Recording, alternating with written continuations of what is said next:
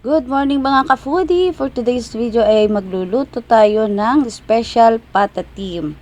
Ayan, kumpleto na ang ating mga ingredients, naka-ready na. Ayan, ang ginamit ko pala ay yung pata na medyo malapit sa leg. So, ito ang ating mga ingredients guys. Tingnan nyo na lang mabuti.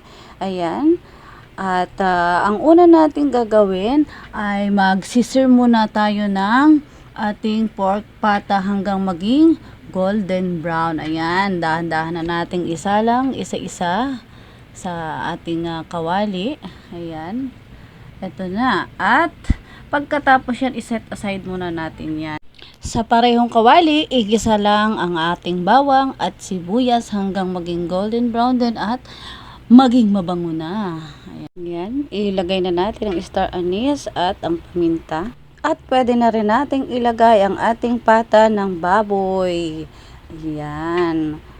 So, yung ating senior kanina, ito na. Ayan, medyo nag-brown-brown na. Para pag pinalambot ninyo, hindi siya madudurog kahit malambot na malambot. Hindi siya magkakahiwa-hiwalay naman.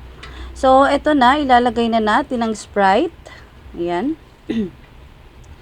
Yung isang Sprite, nilalagay ko na lang lahat kasi medyo parami naman yung ating pata. Yan. At pagkatapos naman ilagay ang Sprite, ilagyan naman natin ng toyo. Ayan. Okay, so katamtaman lang ang dami. Ayan, tansyanes lang muna tayo para hindi umalat. Ayan, ang next naman nating ilalagay ay ang oyster sauce. Ayan. Tansyahan lang din yan. So, mga isang kutsara, dalawa, pwede na yan. Ayan. At pagkatapos naman ay ang ating banana ketchup. Ayan. Para mamula-mula naman ang ating patatim. Yan. Pwede na nating haluin pag inilagay na yan ng bahagya. Yan. Nilagyan ko rin ng kaunting tubig. Pwede kayong maglagay ng kaunting tubig. Yan. At yung palang sauce ng ating tidbits ay pwede rin nating ilagay. Ayan.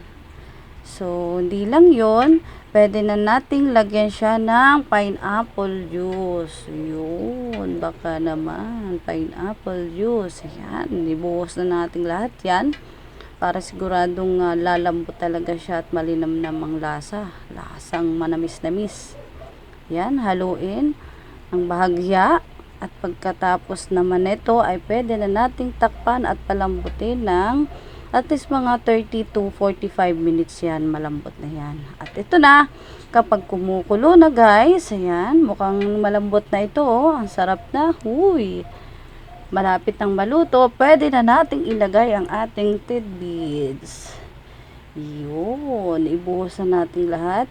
Isang pack lang ang nilagay ko guys. Pero ano naman siya, sakto lang yung isang pack ng ating tidbits dyan. Yan.